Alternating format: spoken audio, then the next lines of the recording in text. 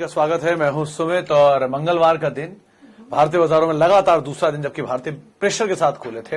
At least अंतर्राष्ट्रीय बाजारों के क्यूज नेगेटिव थे, जिसके आधार पर भारतीय बाजारों की बिकवाली के साथ शुरुआत हुई।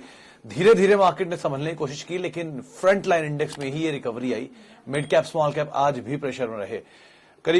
करीब 400 के आसपास निफ्टी के तेजी वाले शेयर थे, एनएससी के तेजी वाले शेयर थे और रफली 2400-2500 के आसपास बिकवाली वाले शेयर थे। यानी कि जो प्रेशर था मार्केट में बिकवाली का, वो आज भी काफी एक्सटेंडेड था। काफी ज्यादा ब्रॉडर बेस सेलिंग मार्केट्स के अंदर आ जाते हुए दिखाई पड़ रही थी। प्रेशर था आज बैंकिंग में, मेटल में, सेलेक्टिव आईटी में कुछ खरीदारी थी, लेकिन मेजरली वहां पर प्रेशर आता हुआ दिखाई पड़ रहा था। इसके अलावा रियल स्टेट आज फिर प्रेशर में कामकाज कर रहे थे और इंडिविजुअल स्टॉक स्पेसिफिक तो अप्रोच थी ही, जहां निगेटिव ट्रिगर थे। बढ़िया पुल बैक आया था अपोलो हॉस्पिटल में, बढ़िया पुल बैक आया था आज यूनाइटेड स्पिरिट्स में, टाटा कम्युनिकेशन में भी कुछ हद तक आया था, लेकिन बहुत नहीं। जेके सीमेंट में, तो रिलायंस में, एचडीएफसी बैंक में, तो ऐसे कुछ बैंक सेलेक्टिव जो कि घूम रहे थे, लेकिन फिर भी बहुत प्रेशर मार्केट में देखने को मिला। और बिकवाली का जो दौर है वो जरूर बनता हुआ दिखाई पड़ा मार्केट्स के अंदर, और अभी भी कंटिन्यूअस सेलिंग मार्केट के अंदर देखने को मिल रही है। तो प्रेशर मार्केट्स के अंदर क्रिएटेड है। बहुत अच्छे अच्छे स्टॉक बहुत अच्छे अच्छे दाम पर आ चुके हैं। कई जगहों पे ओवर रिएक्शन था, उसको एक मार्केट ने ठीक करने की कोशिश भी की है। कल मिसाल तौर पर इंडिया बुल्स रियल स्टेट में जहां 2 बिकवाली आई थी तेज, आज जैसे ही वहां पर क्लेरिफिकेशन आया, पुल बैक आया। टीसीएस में बिकवाली थी 3% के आसपास की। ऑब्वियसली बात है, राइट्स का एक्स था, तो जो राइट्स में टेंडर नहीं होंगे उनके शेयर तो मार्केट में आते हुए दिखाई पड़ेंगे। तो इस तरह की चीजें मार्केट में देखने को मिले। लेकिन ऑब्वियसली बात है, every fall is an opportunity. जहां पर अगर आप इन्वेस्टर है तो और ट्रेडर है तो हाँ, जरूर ये बात सही है कि आपको दिक्कत हो रही होगी, क्योंकि एक्सपायरी सर पर है और मार्क टू मार्जिन की बहुत जरूरत पड़ रही होगी। तो ये एक और बड़ा ट्रिगर आपके लिए बन रहा होगा। खैर, सवाल जवाब का सिलसिला शुरू करते हैं और कुछ सवालों को भी शामिल करने की कोशिश करते हैं। देखिए, पहला सवाल जो मेरे पास आया है वो है MTAR versus Jubilant Food, which one is better for fresh entry? Jubilant Food sir, any day. MTAR के कंपैरिजन में एमटार कंपनी खराब नहीं है, बढ़िया क्लाइंटेल इनके पास, ग्रीन एनर्जी जैसे कई सेगमेंट्स के अंदर ही कंपनी कामकाज कर रही है। साथ साथ बहुत सारे और जो स्पेसेस हैं जिनके अंदर इस कंपनी का कामकाज है, लेकिन ज्यादा डिस्क्रिशनरी स्पेंडिंग के हिसाब से देखेंगे तो जुबिलेंट फूड है। 2-3 चीजें जो इसके बारे में इंटरेस्टिंग है जुबिलेंट फूड में। पहले तो भारतीय ग्रुप की कंपनी है, तो उसमें तो कोई डाउट ही नहीं है ग्रुप वाइज। तो दूसरी तरफ domestic consumption story driven stock है। वॉर और नो वॉर कोई खास इंपैक्ट आता नहीं इनके ऊपर। इनको खाने पीने से मतलब है, और बढ़िया सेल चल रही है तो क्या फर्क पड़ता है, कहीं भी वॉर होता रहे। एटलीस्ट इंडिया में तो नहीं है, तो वो तो चीज इनके लिए बढ़िया ट्रिगर है। दूसरा, इंटरेस्ट रेट सिनेरियो का बहुत इंपैक्ट नहीं आता, क्योंकि डेट मिनिमल साइड पर होगा तो वो भी इंपैक्ट नहीं है। थोड़ा सा इंपैक्ट उसकी वजह से आएगा, लेकिन अदरवाइज खाने की खपत तो वैसे रहने ही वाली है। और सबसे बड़ी चीज, हायर लेवल से बहुत ईज आउट भी हो चुका है। सिचुएशन ठीक दिखती है तो आप उसको एक बार को दाव लगा सकते हैं। बढ़िया स्टोर है, 1400-1500 के आसपास के स्टोर्स हैं कंपनी के, 4000 करोड़ का सालाना रेवेन्यू है। ठीक कंपनी, आप देख सकते हैं। Okay, Supreme Industry versus Astral, which is better for long term? Madhur साहब, बेटर तो एस्ट्रल एनी डे, लेकिन ऑब्वियसली भागा हुआ शेयर है सुप्रीम के कंपैरिजन में, क्योंकि एस्ट्रल ना केवल पाइप्स में, फिटिंग्स के अंदर है, बल्कि एडहेसिव्स में भी आ चुका है और बहुत क्लोजली, बहुत एग्रेसिवली उसके अंदर एक्सपैंड कर रहा है। तो ज्यादा बेटर साइड पे तो वो है, लेकिन हाँ, मीडियम टर्म मोमेंटम के लिए आप सुप्रीम को भी देख सकते हैं। लॉन्ग टर्म के लिए एस्ट्रल ज्यादा बेटर डील है आपके लिए, इन दोनों में से at least. Tata communication sir, you also suggest Tata Communication. Can you please give some reasons for the same, leaving that Tata Group and few mutual funds bought this share around 1200? Manoj साहब, Tata communication के बारे में 2-3 चीजें आप पहले समझ लें। छोड़ देते चले टाटा ग्रुप को भी और छोड़ देते म्यूचुअल फंड की बाइंग को भी। वर्ल्ड की largest undersea cable company है ये। 1, 2, 2 बड़ी कंपनियां जिनको आप बहुत अच्छा चलते हुए देख चुके हैं हाल में, उसमें एक है नेल्को और दूसरी है तेजस। इन दोनों को ही कंपनी ने खरीद रखा है। दोनों की पेरेंट होल्डिंग जो है वो टाटा कम्युनिकेशन के पास है। प्लस टाटा कम्युनिकेशन में बीएसएनएल जब ये होती थी तब इनके पास ये लैंड पार्सल होता था दिल्ली और बाकी एरियाज में, जिसके कुछ हिस्से को ट्रांसफर किया था उन्होंने हेमिस्फीयर प्रॉपर्टीज में, और वो हिस्सा चला गया था गवर्नमेंट के पास। बचा हुआ हिस्सा आज भी इनके पास जो है वो लैंड बैंक की वैल्यू अलग है। तो एक तो लैंड पार्सल, दूसरा इन्वेस्टमेंट वैल्यू, तीसरा प्रॉफिटेबल कंपनी है। अगर आप टीटीएमएल जैसी कंपनी के अंदर इस तरह का मूव देख सकते हैं जबकि वो लॉस मेकिंग है, कम्युनिकेशन में ऐसा कोई हार्म दिखता नहीं है। झुंझुनवाला साहब की होल्डिंग तो है ही इस कंपनी में लोअर लेवल पर, और ऊपर भी उन्होंने उसमें बढ़ाई है हिस्सेदारी। और बाकी जो है जो जितने भी ऑब्वियस चीजें, मिसाल तौर पर टाटा ग्रुप, बढ़िया क्वांटिटी, बढ़िया फंड्स, वो सब अपनी जगह है। नंबर्स भी ठीक ठाक दिखाए हैं पिछले 3 क्वार्टर की कंपनी ने। एक आध क्वार्टर ऊपर नीचे चलता है, लेकिन बहुत कोई फायरवर्क टूटने वाले नंबर नहीं है कि बहुत ज्यादा खराब हो या बहुत ज्यादा बेहतर हो। ठीक ठाक नंबर है, स्टेबल नंबर है। नीचे आने की वजह ऑब्वियसली एफ&ओ में है तो शॉर्टिंग पॉसिबल है, अदरवाइज शॉर्टिंग तो हो नहीं पा रही थी। जो एक तरफा मूव आया था इसमें 1100 से लेकर 1600 तक का, वो इसीलिए मूव था कि इसमें शॉर्टिंग पॉसिबल नहीं थी उस समय पर। यही सेम जेके सीमेंट में भी आपको दिखेगा। तो अब फाइजर धीरे धीरे बाहर हुआ है। एक समय तक फाइजर ने तेजी दिखाई, फिर फ्यूचर में गया, फिर टूट गया। अब फाइजर एफ&ओ से बाहर हो रहा है। तो लाइकवाइज ये चीजें होती रहती हैं। तो आप फंडामेंटल तो इसके अंदर ठीक ठाक है, बाकी अगेन मेरी सीमित जानकारी में। ओके, आगे बढ़ते हैं। और the day I bought Jubilant food price is going down, I bought 100 at 3190। Pandey साहब, ये कोई आपसे दुश्मनी थोड़ी ना है कि आपने खरीदा शेयर नीचे आना शुरू हो गया। आपने ऐसा भी बहुत बारी होता है कि आपने खरीदा शेयर ऊपर जाना शुरू हो गया। शेयर तो अपनी चाल चल रहा है, आप रीजन उससे अटैच कर रहे हैं। बेटर यही है कि ऐसा कुछ नहीं है। अगर कंपनी अच्छी लग रही है आपको 3100 रुपए में, तो ऑब्वियसली बात है 2800 में और बेहतर लगेगी, 2400 में और बेहतर लगेगी, 300 रुपए में और बेहतर लगेगी। ये कुछ ऐसा है कि आप कपड़े लेने गए, ज्यादा अच्छी डील मिल गई तो आपने वो ले लिया। जुबिलेंट फूड का बिजनेस समझ लीजिए, महंगा था, इसमें कोई दो राय नहीं है, लेकिन धीरे धीरे ईज आउट हो रहा है क्योंकि मैनेजमेंट बेटर है, कारोबार ठीक है। SSSG ग्रोथ नहीं दी, इस चक्कर में शेयर नीचे आ भी गया।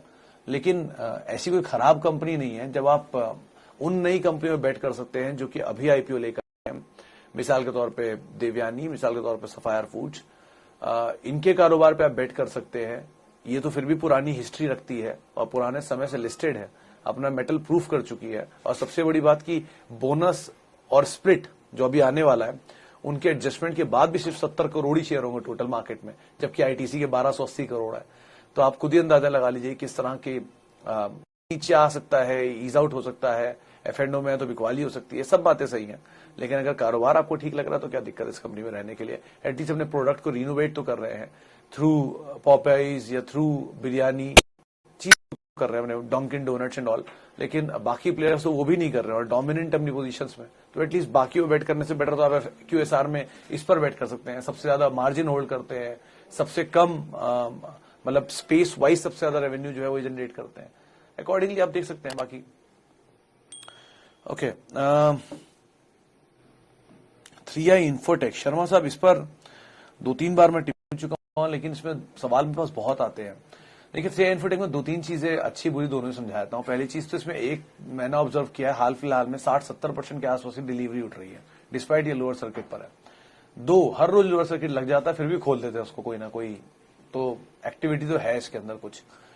3, नंबर्स खराब थे, 22 करोड़ का लॉस था, 9 करोड़ के आसपास के सारे एडजस्टमेंट्स के बाद लॉस था। मैनेजमेंट ने कॉन कॉल में ये बात भी बोली है कि आप और ज्यादा लॉस एक्सपेक्ट नहीं कर सकते हैं। तो ये कुछ ट्रिगर्स हैं जो कि पॉजिटिव साइड पे आप देख सकते हैं। बाकी ऑब्वियसली भाव सब कुछ है और भाव लगातार नीचे आ रहा है। तो आप पेशेंस अगर रख सकते हैं तो होल्ड करके सिचुएशन सिनेरियो देखिए, और अगर नहीं रख सकते तो फिर तो कुछ भी कहना मुश्किल है। लेकिन एटलीस्ट सिचुएशन सिनेरियो देख लीजिए, वो ज्यादा बेटर रहेगा, क्योंकि अभी तो कंपनी काम कर रही है, डेट फ्री कंपनी है, कैश रिच कंपनी है, ऑर्डर्स भी मिल रहे हैं, तो कुछ हो रहा है इनके पास। कितना सही कितना गलत थोड़ा समय पता चल ही जाएगा। HDFC bank and versus Nifty बीज इन रिटर्न। सर, दोनों का अपना अपना प्रेफरेंस है। HDFC बैंक पे आज ही एक जानकार से हमारी बात हुई थी, उन्होंने कहा था आप ले सकते हैं, बैंकिंग स्पेस का ऑलरेडी अंडर परफॉर्मर रहा है और जरा सी भी रिकवरी आती तो पार्टिसिपेट कर सकता है। निफ्टी बीज, इसमें कोई डाउट नहीं, जिसको बाजार के बारे में कुछ नहीं पता वो आराम से इसके अंदर जा सकता है। निफ्टी ETFs लीजिए, बीज लीजिए, ये तो हमेशा एवेन्यूज हैं ही।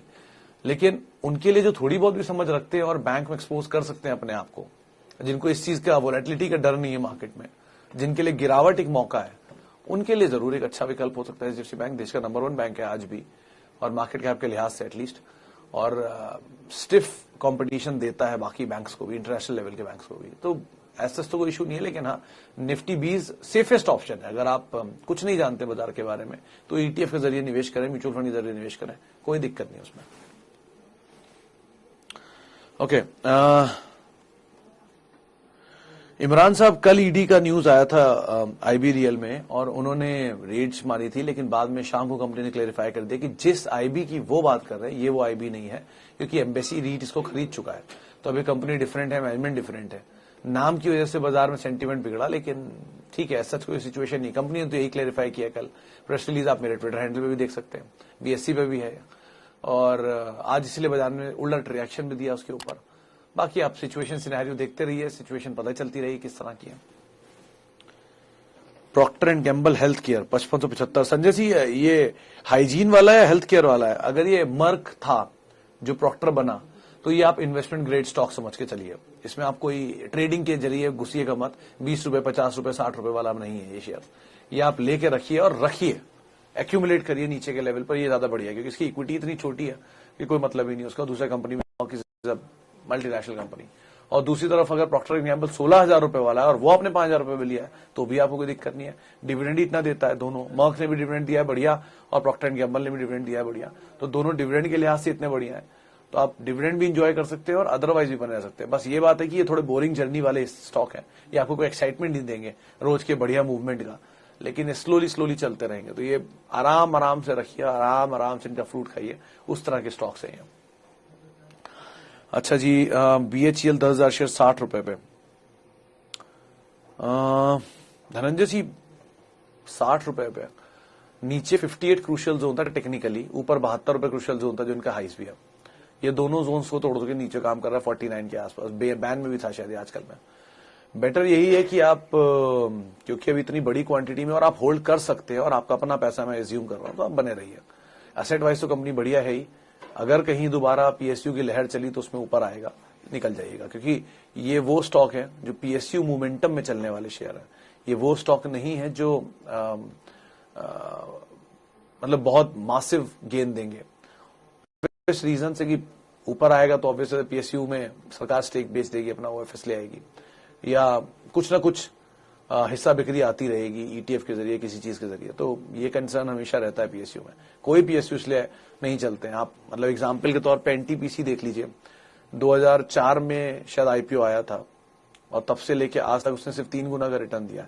3 गुना कम नहीं होता, आई नो, लेकिन 2004 से लेके 22 तक तो इतनी लंबी ड्यूरेशन हो ही चुकी है, 17-18 साल हो गया, तो 18 साल में ये ड्यूरेशन थोड़ी कम होती है।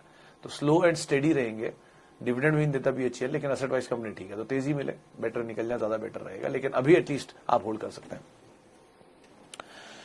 Okay, high return stock. Subin साहब, इतना बढ़िया बाजार नीचे आया हुआ है, कुछ भी ले लीजिए, तो हाई स्टॉक हाई रिटर्न नहीं दिखेगा आपको। जो स्टॉक 50% नीचे आ गए हैं, अच्छी क्वालिटी के हैं, बाजार ज्यादा रिएक्ट कर रहा है, उसमें क्या प्रॉब्लम है, वो अपने आप ही घूम घाम के आपको हाई रिटर्न दे ही देंगे। लेकिन एक चीज मैं हमेशा आपको बोलूंगा, आपको नहीं सबको बोलता हूं ये बात मैं, आप माने या ना माने वो आपकी ऊपर है, लेकिन अगले 10 साल तक, अगले 15 साल तक आप सिर्फ अपना कैपिटल प्रोटेक्ट कर लीजिए। अगर आप अपना कैपिटल प्रोटेक्ट करके चले गए 10 से 15 साल तक, तो रिटर्न अपने आप आ जाएगा। लेकिन कैपिटल प्रोटेक्शन पहली प्रायोरिटी रखिए, वो आपकी असल पूंजी है, उसे बचाइए, वो बच गया तो रिटर्न अपने आप आ जाएगा। लेकिन हाई रिटर्न के चक्कर में आप कैपिटल दे बैठेंगे, उसका आप जरूर ध्यान रखिएगा। Okay, TCS falls 3% today. Yadav साहब, ये अपॉर्चुनिटी के तौर पे देख रहे हैं तो बहुत अच्छी बात है, अगर आप थ्रेट के तौर पे देख रहे हैं तो घबराए नहीं, वो राइट इश्यू के शेयर बाजार में आएंगे ना तो नीचे आना ही था इसको, ये अभी आएगा भी। ऐसा कुछ नहीं कि रातों रात आप टीसीएस खरीदेंगे और 2 दिन के अंदर आपको 4500 का दाम दिखा देगा क्लोज होते हुए बैक, नहीं, ऐसा कुछ नहीं होगा। टीसीएस एक बड़ा शेयर है, एक बड़ा कंटेनर है, बड़ा हाथी है, धीरे धीरे चलेगा और ऑब्वियसली बात है चलेगा जरूर। इस तरह की चीजों के साथ आप श्योर रह सकते हैं, लेकिन चलेगा। बायबैक का प्राइस था, आपने बायबैक में शेयर लिए 100, बायबैक में आपके शेयर टेंडर नहीं होंगे तो बाजार में बिकेंगे ही। 1, 2, बाजार का सेल ऑफ था, उसमें आईटी में आज थोड़ा प्रेशर रहा तो ये भी बिकवा लिया, मैं आ गया लगातार। अब तक प्राइस होल्ड कर रहा था बायबैक इसको, अब बायबैक बंद हो गया तो प्राइस खत्म हो गया इसके पास। समझ लीजिए आप, कोई कंपनी 4500 रुपए में आपका शेयर लेने को तैयार है, लेकिन एक तारीख तक के लिए तैयार थी, वो तारीख अब खत्म हो गई तो अब वो तैयार नहीं है। वो तैयार नहीं है तो जो सपोर्ट था उसके पास से वो निकल गया, तो सपोर्ट निकला, थोड़ा रिएक्शन बाजार दे रहा है, देने दीजिए। अभी भी टीसीएस देश की दूसरी सबसे बड़ी कंपनी है, अभी भी टीसीएस देश की सबसे बड़ी आईटी कंपनी है, अभी भी टीसीएस की करीब 13 लाख करोड़ की मार्केट कैप है। टाटा ग्रुप की 67% मार्केट कैप लाकर देती है, 80% इबिटा लाकर देती है, करीब 40,000 करोड़ का कैश है इसके पास और 3 बोनस दे चुकी है, 2004 से हिस्ट्री है। आईटी के सारे कॉन्ट्रैक्ट्स करती है, तो वही कोई बदलाव नहीं हुआ, सिर्फ भाव में बदलाव हुआ है, ये आप ध्यान रखिएगा। ओके, हैप्पीएस्ट माइंड, सर ये स्टॉक थोड़ा सा नीचे अगर मिल जाए ज्यादा बेटर है अभी की डील के हिसाब से। वैसे तो ये कंपनी ठीक है, एम्प्लॉय कॉस्ट थोड़ी हायर एंड पर है, लेकिन फिर भी बाकी प्लेयर्स के कंपैरिजन में ठीक ठाक है। स्टिल थोड़ा नीचे मिल जाए ज्यादा बेटर है। 300 का माल 1500, 1500 का माल नीचे 900, तो अभी बहुत नहीं, लेकिन थोड़ा सा नीचे आना बनता है। 1 साल पुराना आईपीओ ही तो है, तो 2, 3, 4, 5, 6 क्वार्टर निकल जाए, नंबर्स को प्रूव करती रहे मैनेजमेंट, अपने आप सिचुएशन ही होगी। सर कोई भी चीज अगर एक तरफा है तो वो धीरे धीरे एडजस्ट होकर एक रेंज में आ जाएगी, वो रेंज उसकी सही रेंज होती है उसे उठाने के लिए। मिसाल के तौर पे कोई 30 रुपए की चीज है, वो 150 रुपए पहुंच गई, वो टूट के 90 रुपए आई, 70 रुपए आई, फिर 80 गई, फिर 80 गई, और घूमते घूमते वो 60-70 की रेंज में कहीं सेटल हो गई, तो वो उसकी सही रेंज बनी है। तो उसका आप अंदाजा लगा लीजिए, नंबर्स को देखते रहिए कंटिन्यूअसली और कॉल लीजिएगा उसके हिसाब से। ओके, सर फ्यूचर के बारे में मैं कुछ नहीं कह सकता आलोक साहब, क्योंकि आपके पास टाइम है कम, और आपके पास एमटीएम का पैसा भी आपको देना है, तो इसलिए मैं छोटी अवधि में बाजार को ट्रैक नहीं करता। यहाँ सिचुएशन सिनेरियो बहुत अलग होती है बड़े लंबी अवधि के ट्रेडिंग इन्वेस्टमेंट के हिसाब से। छोटी अवधि में आप रिस्क बहुत उठाते हैं और रिवॉर्ड भी बड़ा होता है, इसमें कोई दो राय नहीं है, लेकिन शॉर्ट टर्म रिवॉर्ड होता है और उसमें पेन ज्यादा होता है, तो इसलिए आराम से आप sit back and enjoy your investment journey, वो सबसे अच्छा होता है। अच्छा जी, आगे बढ़ते हैं। और टाटा पावर 500 शेयर 232 रुपए के दाम पर। सर टाटा पावर के केस में स्टोरीज तो अच्छी थी, ईवी वाली कंपनी भी ठीक है, ऐसा कुछ नहीं है, लेकिन थोड़ा महंगा है, तो आपकी खरीदारी भी ऊपर के लेवल पर है, तो एटलीस्ट आप वेट करें, होल्ड करें, नीचे के लैम्प पे थोड़ा थोड़ा एक्यूमुलेट भी कर सकते हैं, लेकिन आप समय दीजिए। जो एक तरफा तेजी आई थी वैसी तेजी तो नहीं मिलेगी, लेकिन हाँ संभल थवल के थोड़ा चलेगा। ये शेयर वैसे बहुत महंगा होता था, स्प्लिट आया था इसमें एक बार 1:10 का आई गेस, लेकिन फिर भी वेट कर लीजिए। कंपनी खराब नहीं है, बिजनेस रेवेन्यू खराब नहीं है, बाजार खराब है इसलिए नीचे आ रहा है, थोड़ा थोड़ा आप नीचे के लेवल पे ऐड कर सकते हैं। ग्रुप अच्छा है, कंपनी ठीक है। चलिए इसी नोट के साथ अब इस कार्यक्रम में फिलहाल इतना ही। माफी उन सभी लोगों से जिनसे हम बातचीत नहीं कर पाए, और बहुत बहुत शुक्रिया उन सभी लोगों का जिन्होंने हमसे सवाल पूछे। वोलेटाइल मार्केट है और बढ़िया शेयर बढ़िया दाम पर मिल रहे हैं, तो जरा उसको आप ध्यान करें, अपनी वो लिस्ट निकालें जिनको आपने पहले से बना के रखा हुआ होगा, आइडेंटिफाई करके रखा होगा, उनका इस्तेमाल करिए और वो शेयरों को आप थोड़ा थोड़ा ऐड करिए। आप मेरे साथ जुड़ सकते हैं @Sumit Research मेरा ट्विटर हैंडल।